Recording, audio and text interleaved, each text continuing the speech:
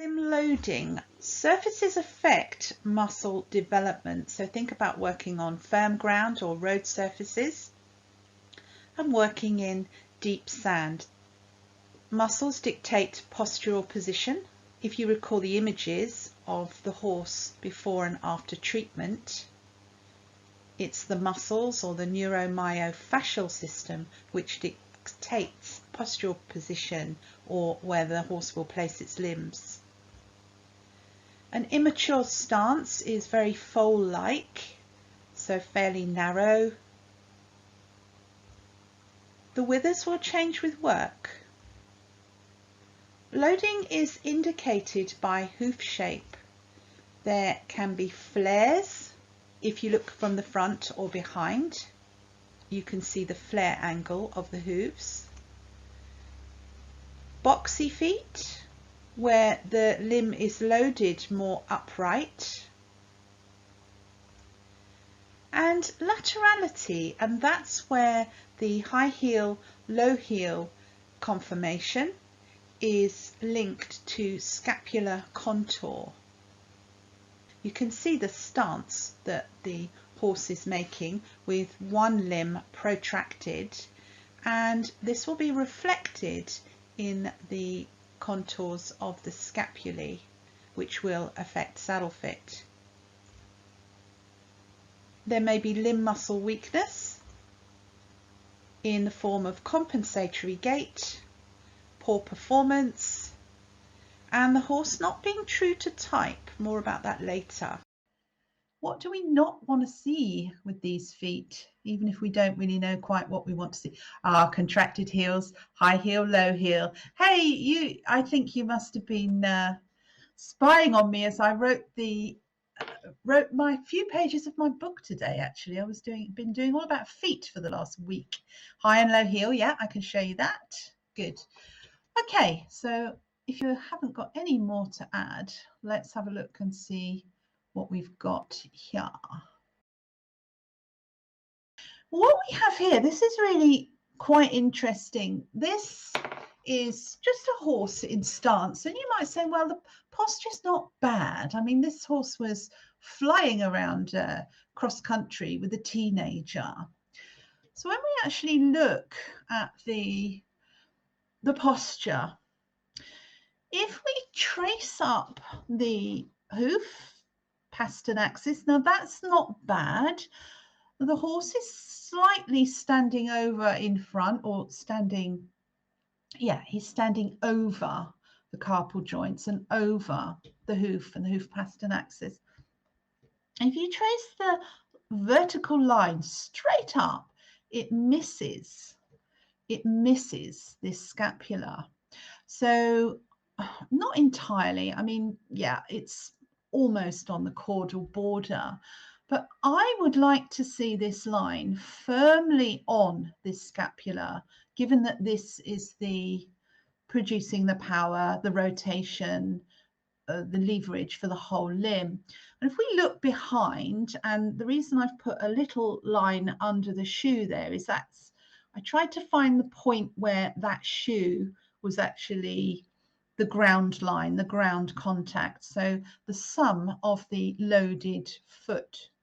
So hoof pastern axis, that's not bad, it's not bad, but it misses the hock joint. So the hock joint is not quite loading there. So I think this is a potential for strain. And if we just trace it up further, then you see it misses the hip joint as well. And that there is a study that says that underrun or camped under behind puts a strain on the gluteal muscle group. So well done for sitting through all those muscles. You'll have a much better idea of this situation.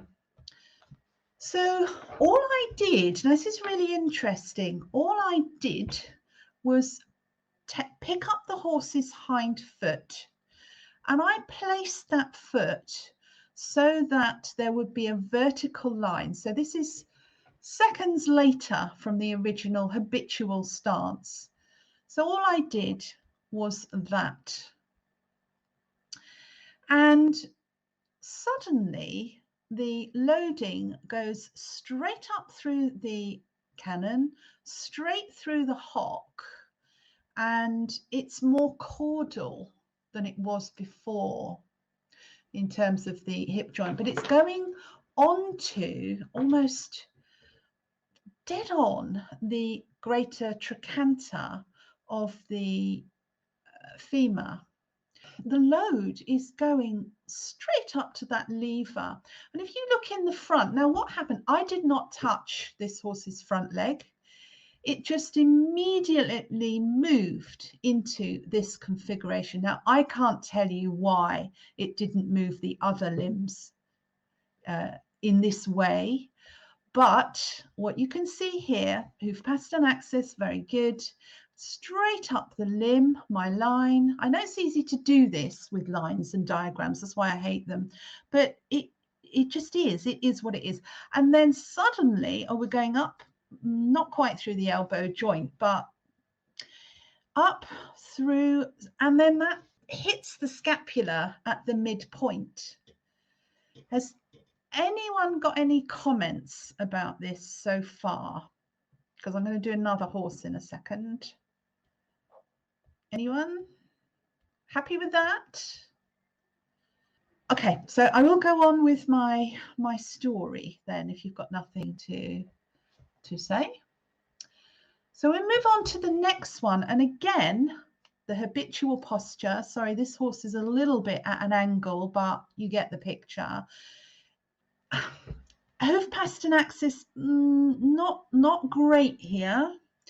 But again, you just draw your line up to the structures. It misses the carpal joint. It's off center, misaligned. It's not going through the whole of the cannon.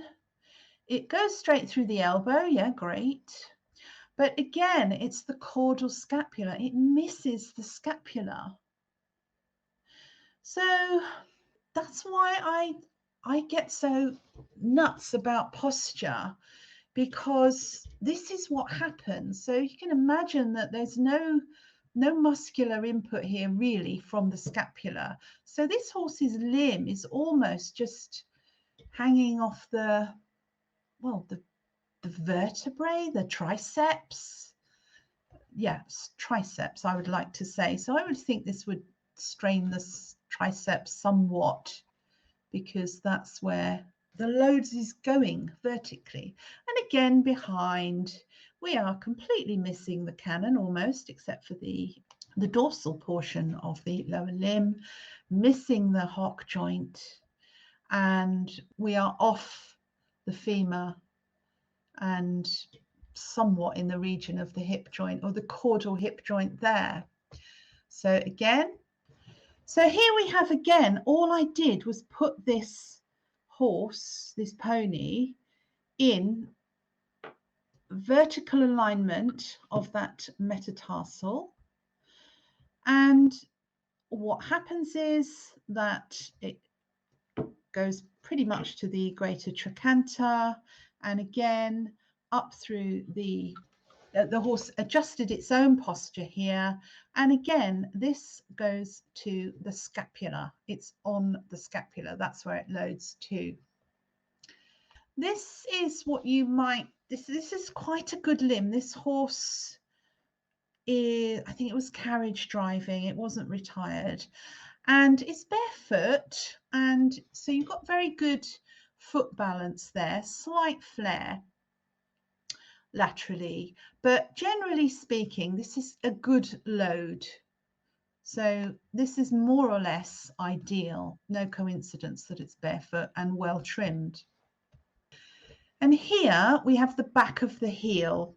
So got down really close to the floor. We've got a line that bisects the heel. So you've got two bulbs of heel there, which are proportionate. So they're good.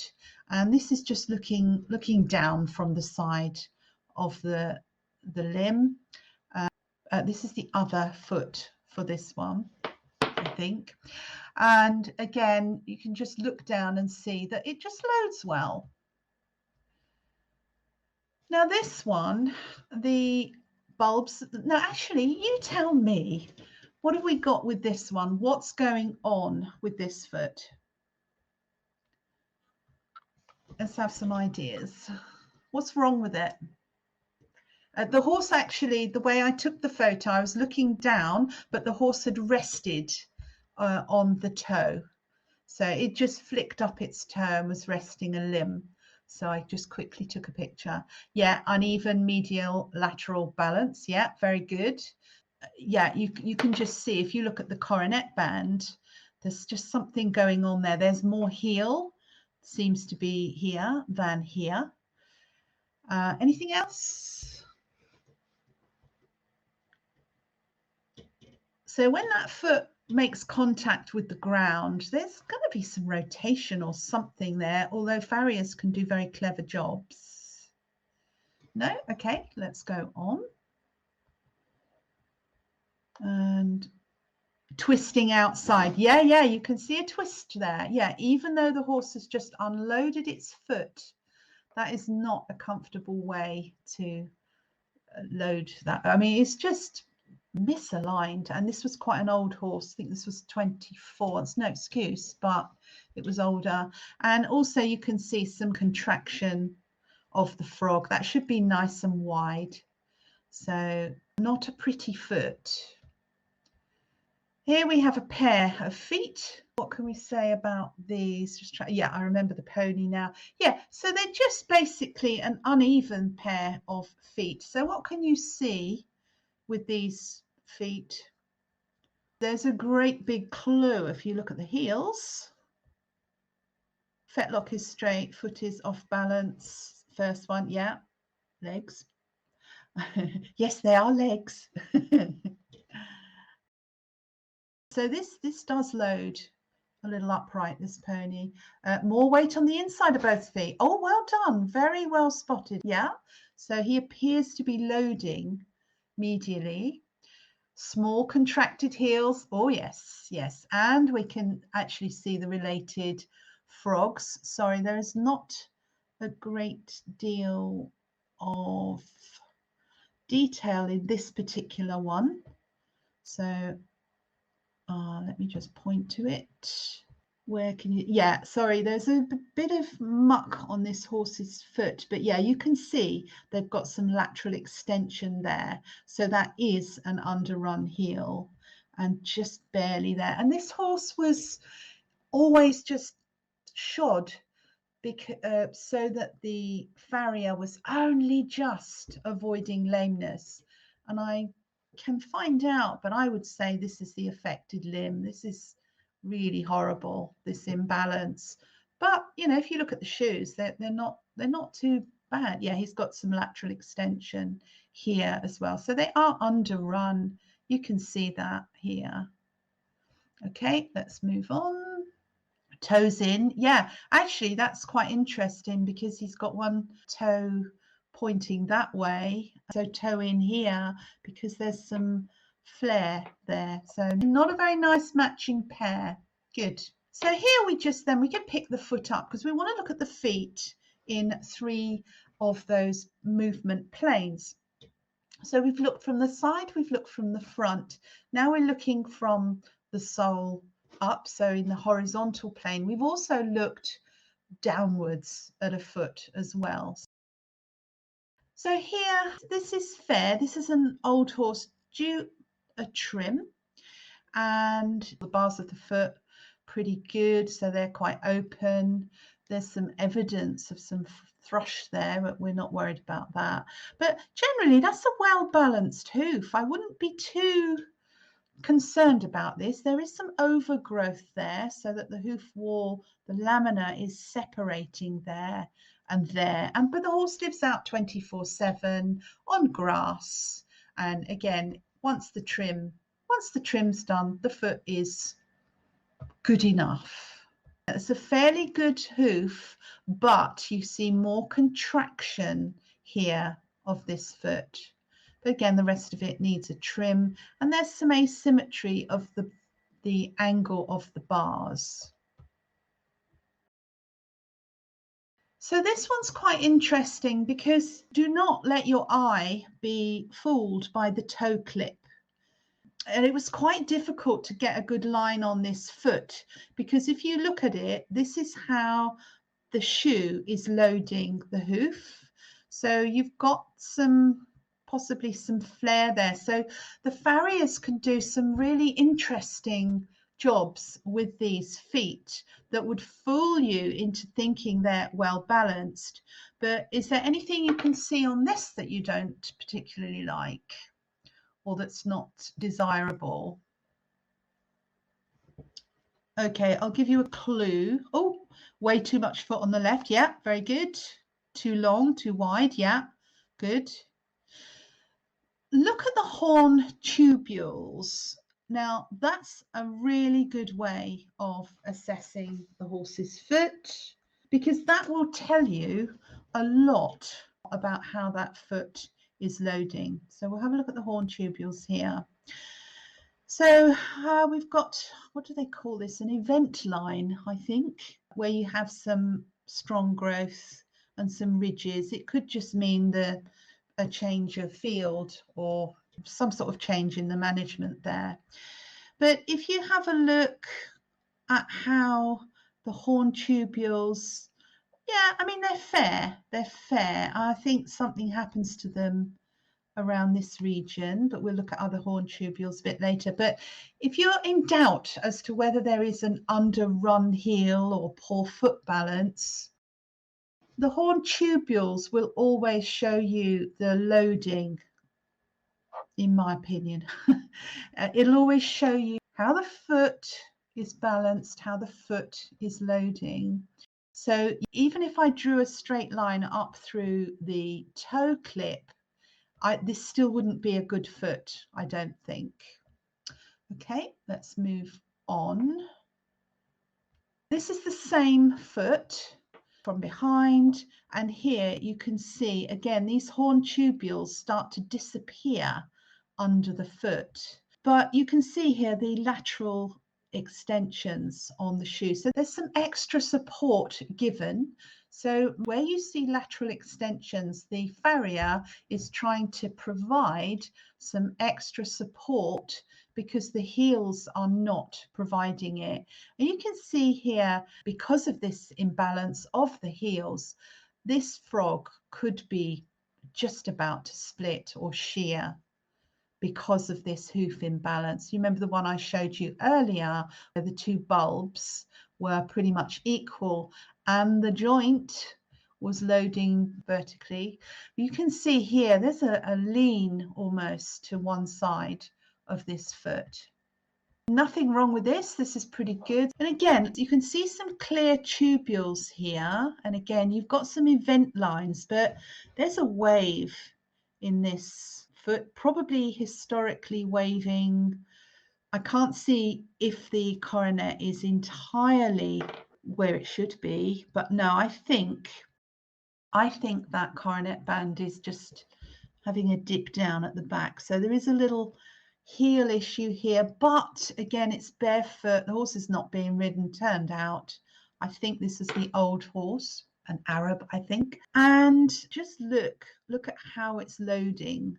So are these horn tubules at the same angle all the way around? Because you'll find if you look here, something's happened in the past.